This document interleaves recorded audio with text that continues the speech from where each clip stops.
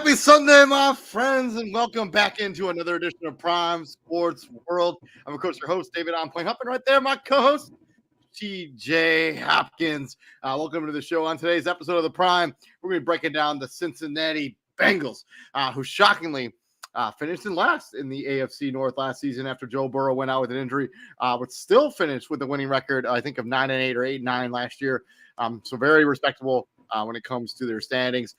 Please like, share, and subscribe to the podcast as we got 11 teams left after today. We got to get through in the next 26 days. But yeah, welcome to the show. TJ, happy Sunday, my friend. How are you? Happy Sunday, David. Happy Sunday. Can you hear me? Yeah, I can hear you. Yeah. We also wanted to report that our colleague, Matt James, is out of the hospital after his surgery. So, yeah, all thoughts and prayers out to him. Seems to be going in a positive direction. But, yeah, let's talk about Cincinnati. Joe Burrow returning. The return of Joe Burrow, is that as simple as it is when it comes to the Cincinnati Bengals? You have Joe Burrow. You're competitive in the AFC. If you don't have Joe Burrow, you finished with a 9-8 record and missed the playoffs. Yeah, sounds about right.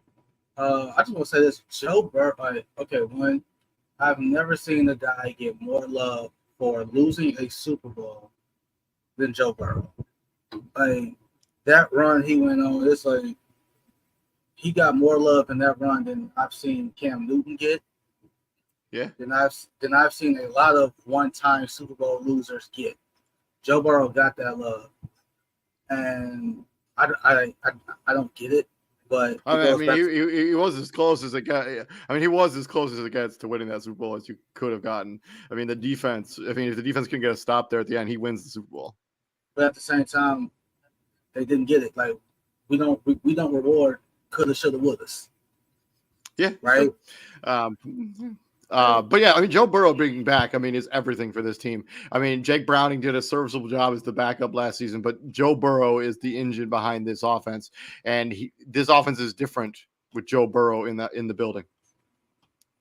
Of course, like it is what it is. And Joe Burrow is the injury-prone quarterback that people think Lamar Jackson is, because at least Lamar Jackson comes back from his injuries. Joe Burrow gets injured, he's gone for the rest of the season. Like that's like Lamar may miss a game or two here and there, but when Joe Burrow gets injured, he's missing weeks of the season at a time. Yeah, I mean, he's only really been injured twice. I mean, his rookie season, he missed out with an ACL tear, and then this most recent season with whatever that injury was. But I mean, a wrist injury or something like that, where he couldn't really grip the football. I mean, it's really only. I don't know. No, it's the truth. Like everybody wants to say Lamar Jackson's injury prone. Yeah, he may miss a few games here and there, but he don't miss the rest of the season. Joe Burrow's missed multiple seasons. Joe Burrow is the injury prone quarterback that people think Lamar Jackson is. They just want to gloss over it because Joe Burrow's been to one Super Bowl.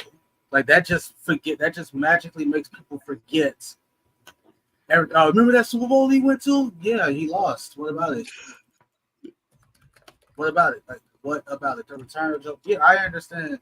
Joe Burrow is like he's everything to the Cincinnati Bengals, and kind of it's kind of time they start acting like it. Like it shouldn't take Joe Burrow for you to get an indoor practice facility, to get equipment that every other NFL team has that you don't have. It shouldn't. Like if you're Joe Burrow, you should be. If you're the Cincinnati Bengals, you should be doing everything in your power to make sure you don't lose a T. Higgins, a Taj, a Tyler Boyd, or whatever. We already know Jamar Chase ain't going nowhere because. No, I mean T. Higgins is probably the next one out. I don't think they're going to be able to work. They already couldn't work out something on the franchise tag. But yeah, I mean putting Joe Burrow back on this team, I mean elevates the ceiling of the Cincinnati Bengals. And I mean the other great thing about quote unquote great thing about Joe Burrow missing so much time last season, they get to play a last place schedule now. I mean this is a team that's has Super Bowl quote unquote Super Bowl aspirations. I mean this is. You bring Joe Burrow back in, you're playing a last place schedule. That's a recipe for a fantastic recipe for a good season for the Cincinnati Bengals. And not to mention, like last year, he played 10 games, right? Yeah. Are we I gonna? mean, Are we? I mean, 10. I mean, if you count the game he missed, he left in like the first quarter, so It it's really counts. only 9. He got. Are we forgetting that they were still just 5-5 through those 10 games last year? 5-5. That's 500. That's literally the definition of average. And it's not just Tyler Boyd. He's gone, right?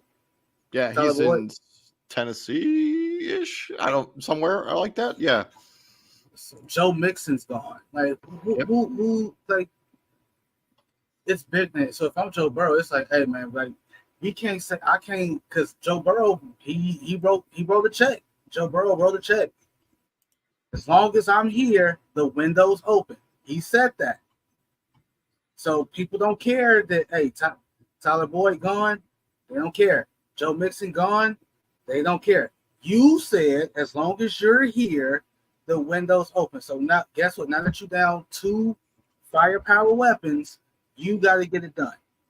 I don't want to. And I mean, Tyler Boyd has been the guy that kind of like was part of this renaissance of Cincinnati Bengals football. I mean, he was there when they were terrible, when in between Joe Burrow and Andy Dalton, and he was there up until this most recent season. Joe Mixon has been a fantastic running back for this team, and I had it as a topic, but it just felt like too much offensive conversation when it comes to Cincinnati. I mean, Joe Mixon was a 1,000-yard running back, a 3-down back. He is going to be difficult to replace. Absolutely, and I love and he's a fantastic blocking running back as well in the backfield.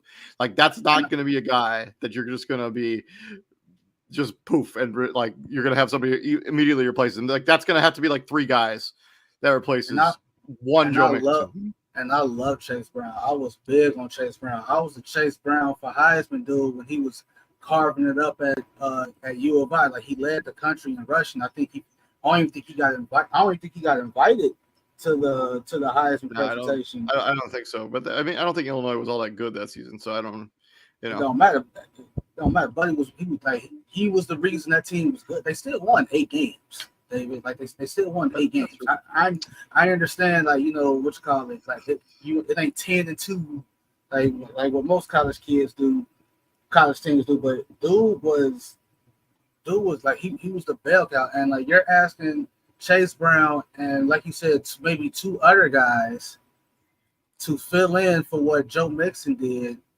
That's tough. But hey, Joe Burrow said it. As long as I'm here, the window's open. So I don't want to hear what you got and what you don't got. You better get that. So moving into the coordinator position, moving away from Joe Burrow, let's talk about this switch of the coordinator.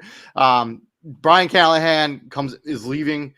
He's been credited a lot with the success of the Cincinnati Bengals as kind of like, why they ended up being like this innovative offense. A lot of it had to do with Brian Callahan. He's now the head coach there in Tennessee. Dan Pitcher, who was the team's quarterback coach this most recent season, is now going to be the offensive coordinator. What are we expecting? Like, what do we think the difference in this offense is going to be with the new offensive coordinator? Do we expect a lot of difference? Do we expect this offense to kind of look the same and feel the same? Yeah, it's going to be Joe Burrow go save us.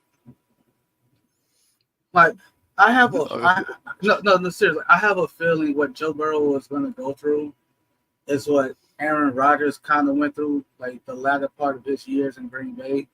Like when it became clear that Aaron Rodgers was Aaron effing Rodgers, right? Like it didn't matter who he was throwing to, it didn't matter how good your defense was, he was gonna get you, right?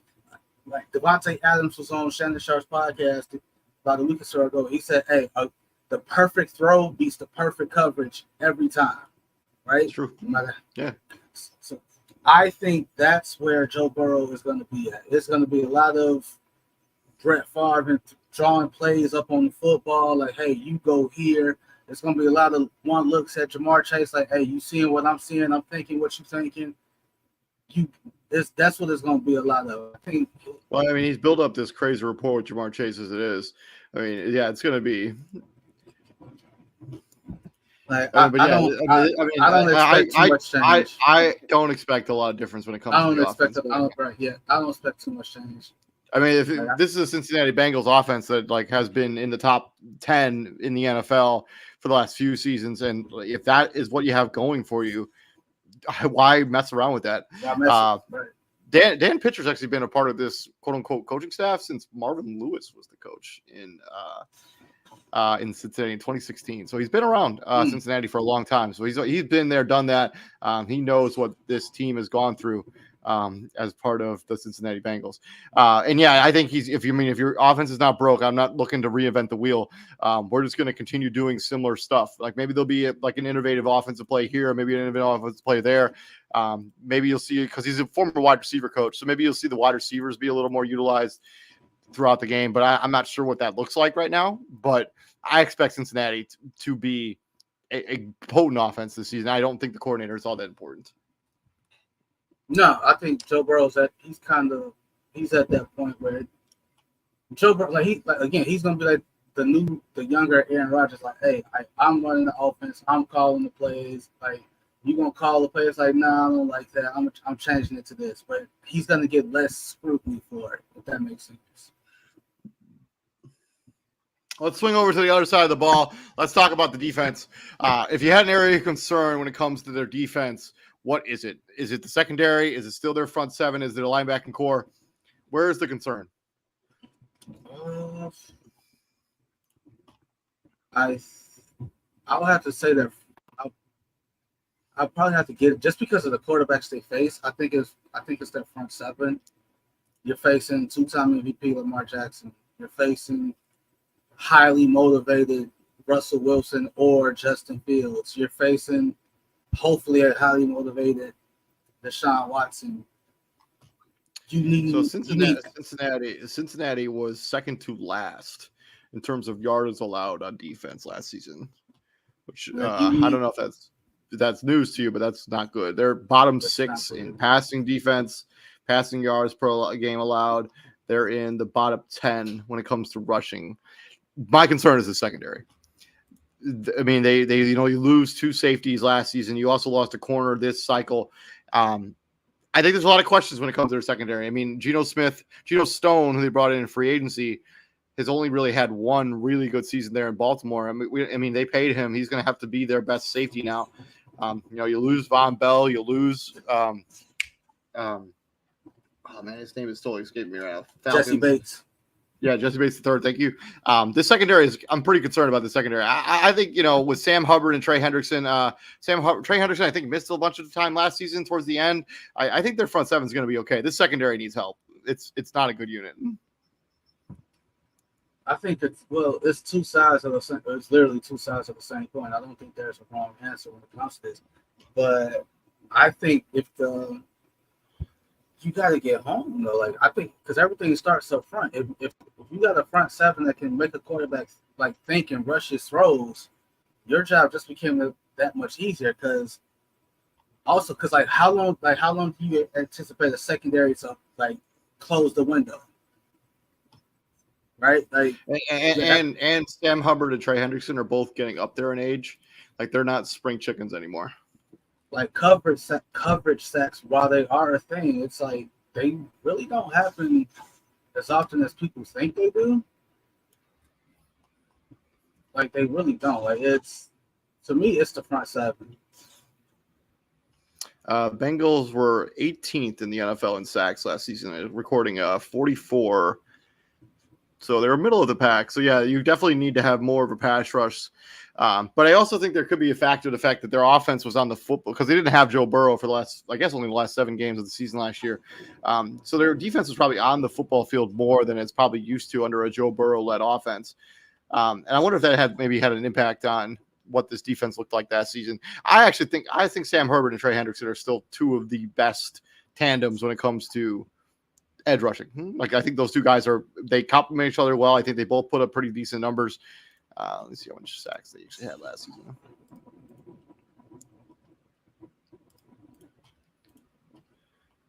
So Sam Hubbard had 6 sacks last season. How many games did he actually play? He played 15 games. He had 6 sacks, which is right about what he gets for his career, 6.5, 7.5 the year before that.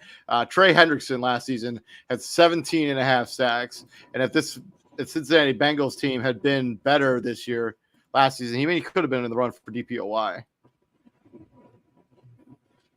Yeah.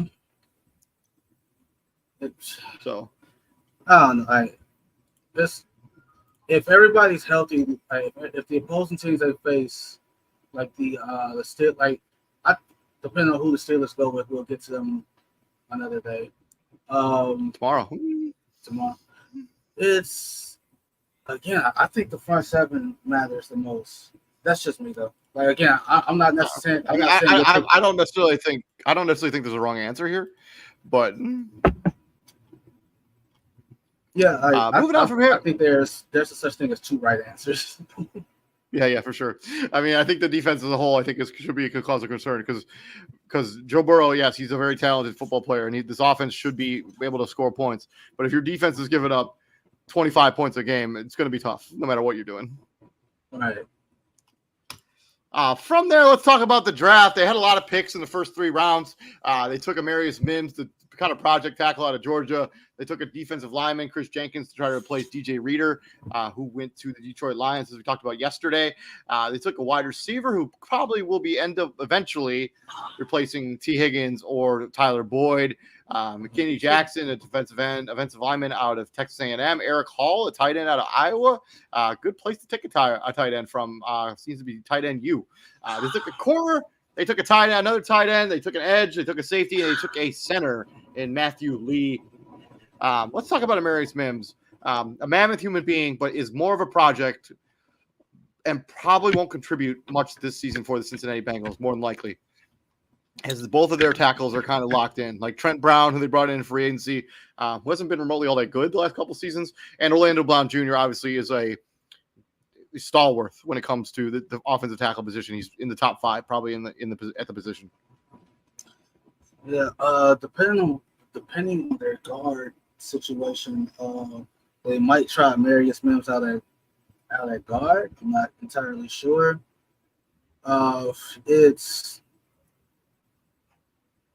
I think the main concern with that is you got a guy and I understand that they paid him, but Orlando Brown Jr., this is his, 3rd team? Baltimore, KC. Yes, it is Orlando Brown Jr.'s third team.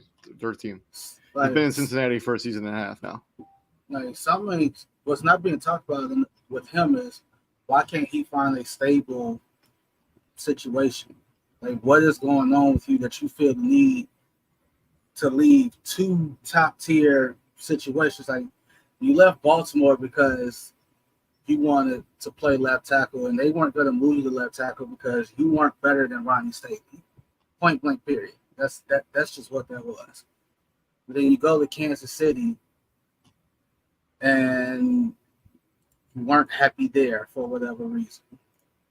Now you're in Cincinnati. So how long until you're unhappy in Cincinnati? Like what? Well, I think there was a lot to do with the fact that I don't think the Kansas City Chiefs could necessarily afford to continue paying. They couldn't afford him, basically, is what it boils down to. Orlando Brown Jr. He was just out of their price. He was too expensive for them. He could not afford him. I mean, no. See, that's the thing. Like they couldn't. With how I guess technically they could have afforded it if they really wanted to, but that's what I'm saying. Like with how some of these contracts are, they ain't no way in hell like you can convince me teams can't afford XYZ players. Like y'all can afford them, y'all just don't want to. That's true. That's what it comes down to. Like that's on the organization. But I mean, Amarius Mims is probably not going to see the field much this season. I think it would have made more sense to kind of just draft. I mean, obviously tackle is going to be a need because Trent Brown's on a 1-year rental, so Amarius Mims will probably play next season at right tackle, and he is a really good prospect. But I think I probably would have addressed something that this team actually needed. Like I would have probably addressed wide receiver in the first round. There were a lot of wide receivers you could have taken because this wide receiving core, you're losing T. Higgins. I mean, none of these other guys on your roster right now are really proven outside of Jamar Chase. Your tight end situation is kind of dicey. There wasn't really anybody to take after Brock Bowers, but I would have liked to seen them maybe address tight end. I know they got the kid out of Iowa, but maybe do that earlier. Their defensive tackle position could have been a little bit shored up in the first round as well. I personally, I just would have probably gone a different direction with that first overall pick, their first pick. And it's not saying that Mims won't be a good football player. He was benched at Georgia because he couldn't really play, and I don't really know how that's going to work out in the NFL. Yeah, it's yeah, I don't know. I think you're right. I don't think he's like, but at the same time, that's a first round pick. Like that's gonna be tough.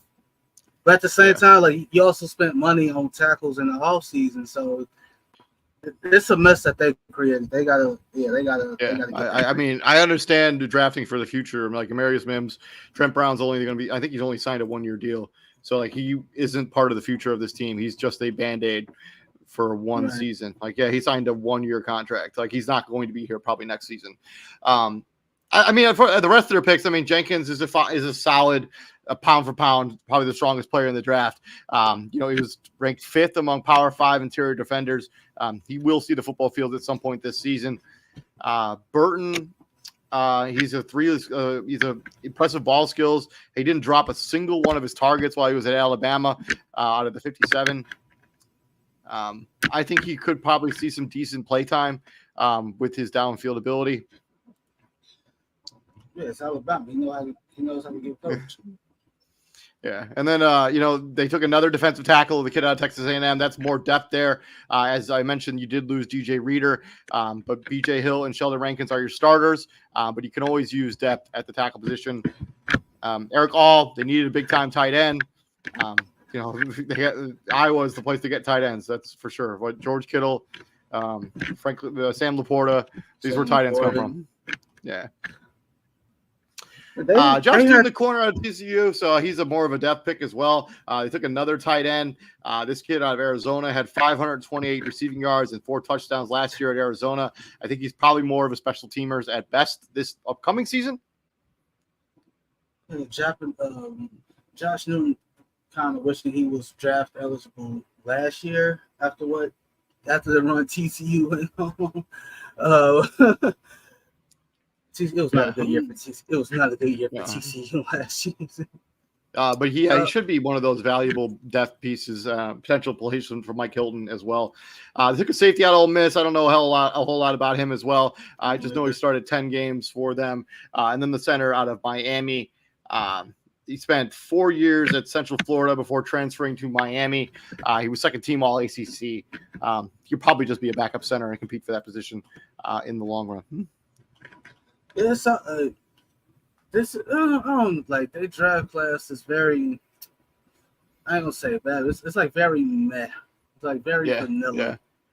Yeah, I would have liked to see them take a running back in this draft as well, especially since they just lost Joe Mixon. But I mean, it is what it is. It's probably a B- draft for me, in my opinion. The Marius Mims pick is it's too like for a team that was trying to win now. Marius Mims feels like a pick that's meant for the future. I just don't get it. Like your championship window is open now. Like if you're gonna have to pay Jamar Chase next offseason, like this roster is gonna start to get expensive. And the Cincinnati Bengals haven't always been a team willing to spend money, as we've seen in the past with this roster and this team.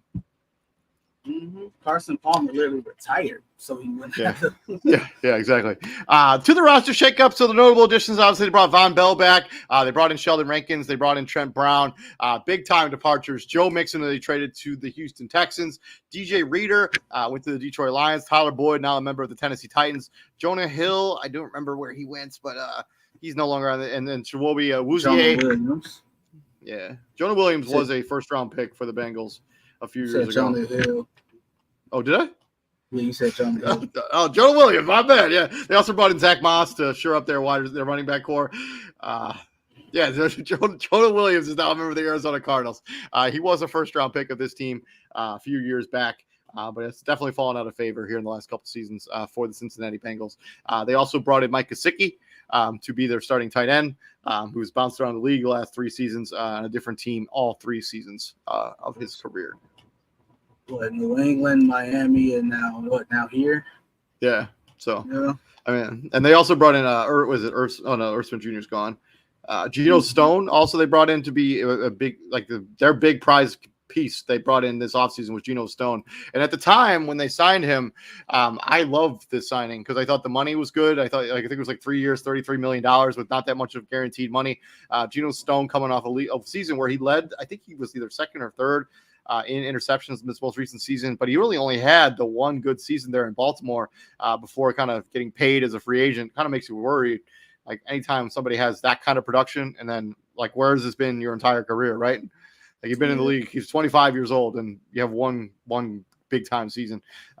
But he should be a good piece for the Cincinnati Bengals and should shore up that safety position there as well. But I think the most important thing here is the loss of Joe Mixon. I kind of touched on it a little bit in the earlier part of the show. Like Joe Mixon's not going to be easy to replace. Like he's a 3-down back. You basically have Zach Moss, Chase Brown, and Trayvon Williams, and then Mike, and then Captain America, basically trying to replace him. All three of those guys are going to be. All four of those guys are going to have to try to do the production of one Joe Mixon. Like he was a every down back. He was a bell cow. He was a good football player. He's going to be a devastating loss for the Cincinnati Bengals, in my opinion. Yeah, it's man. Like when you put it that way, it's they definitely lost more than they gained, and you hate that because some of the guys that you lost, you 100% could have kept. Could have kept him. Could have kept Von Bell. Could have kept Jesse Bates. Could have kept. Well, Von Bell's back now, but you could have kept the Joe Mixon. Like you 100% could have kept those guys. And you just said no. Like I don't. I mean, and it's not, essentially they went out of their way to not keep Joe Mixon. Like they traded him to Houston. Like they didn't necessarily even need to do that. But I think it's all in preparation for like this Jamar Chase contract. It's all in preparation for Joe Burrow's big time contract finally kicks in this offseason. So those are guys are going to start getting paid here, and that's what happens. I mean, you think you can find that. You think you can nickel and actually Geno Stone only signed a 2-year, $15 million contract. It's really not that bad. It's good money. But he was excellent last season for Baltimore. It's like, and when you do that, I can't help but guess like, where are your actual concerns? Like what? Like are y'all clearing all this cap space to ensure that y'all got enough money for Jamar Chase? Yeah, 100%. Of course, that's what's happening. No doubt. I don't know. It's I mean, that's if that's what you're going to have to do. I mean, Cincinnati, they're not one of these franchises that goes out and spends money. Like they don't have a lot. They just don't have it. And if you're going to have to pay your quarterback $55 million, if you're going to have to pay your wide receiver 42, whatever that number was, I mean, that's going to be most of your salary cap right there. And you got to try to fill out the rest of the roster. So they're going to nickel and dime the positions that they think are, quote unquote cheaper. We're talking linebacker. We're talking safety. We're talking running back. Like this is the way rosters in the modern NFL are just kind of built now. Like you can get value in the draft on running backs where you don't have to pay them. You can get linebackers and just not have to pay them in the draft. You can get safeties in the draft and not have to pay them. It's those premium positions that get paid, like, left tackle, right tackle. But at the same time, like when you come up short because of those other positions, it's almost like now you're looking at yourself like, damn, I messed up. I should have taken care of this guy because when you had Jesse Bates and Von Bell, the two of them, you could have said, I have the best safety duo in the league. And nobody would have knocked you for that.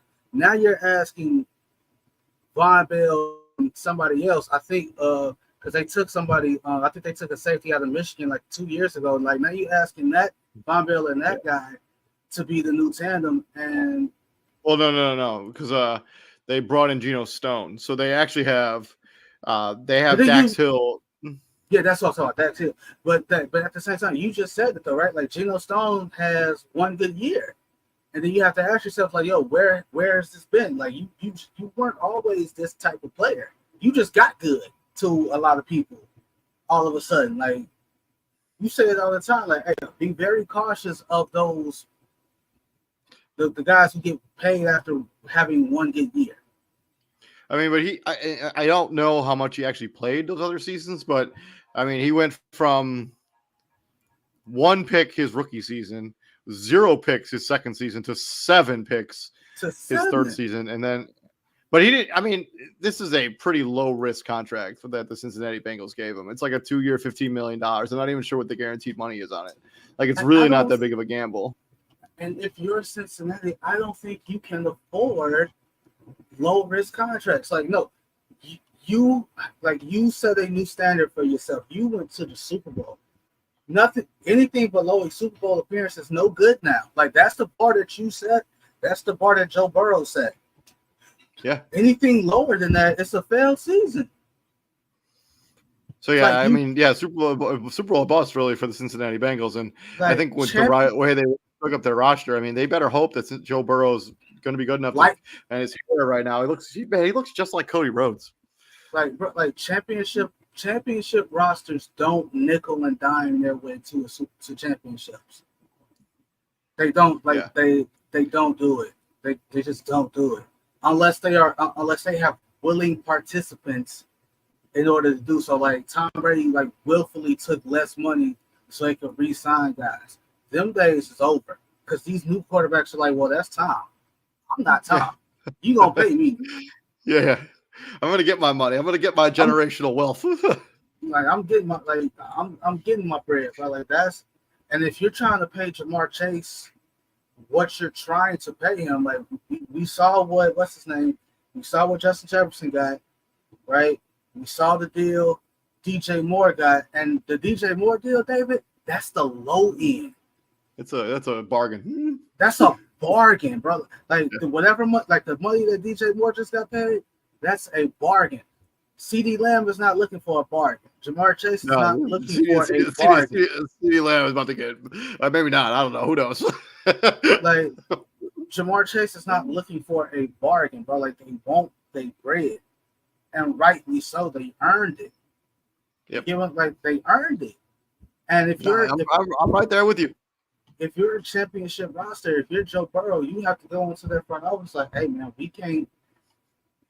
Y'all remember what I said, right? I said as long as I'm here, the window's open. As long as I'm playing, the window's open.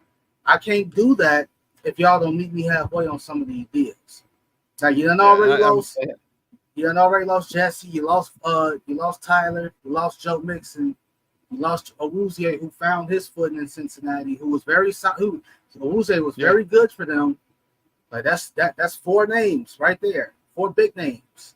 And Jonah Williams was a first-round pick at left tackle a few years ago. I mean, he was really good. It was really good his rookie season. That just not as good after that. I mean, DJ Reader was a starting tackle, right defensive tackle for this team. So, I mean, as far as we go, I mean, you kind of knew there were going to be some casualties when it came to this roster. I got to give this. I can't go any higher than a C on this decision. Some of these decisions, though. I'm with you. To the schedule where they get a benefit of being trash last season. They get to play a last place schedule. And let's go for the positivity here at Prime Sports World. And let's talk about the ceiling for Cincinnati. What do you think the ceiling is for the Cincinnati Bengals this season, Jay? All right, last place schedule. Everything goes right. Okay. You're 1-0. You're 1-1. You're 2-1. You're 3-1. 3-2. 4-2. So I got ceiling. I'm gonna go 14-3. I ain't going that high. I think they go to. They go to Kansas City and they lose to Kansas City. I think they split with Baltimore and I think they split with the Cleveland Browns. That's 14-3 because they get all of their other games, like the Philadelphia Eagles. They get at home. They get they could lose to Dallas. I guess I'm going to change. I think they beat Cleveland in both of those games. I'll go. They could lose to Dallas in Jerry World. They lose to the Chiefs and then they lose to Baltimore in Baltimore. That's it. As the ceiling. 12-5. If I'm going for the other side of the argument, the floor, I think there are some losses that they could definitely have here when it comes to the floor. I think Kansas City is for sure a loss. I think they still split with Baltimore. I think they still split with Cleveland. I think they split with the Steelers. I think they go Philadelphia comes to their building and beats them. So is that 5? Dallas still beats them. That's 6. So I'll go 10-7 as the floor for Cincinnati.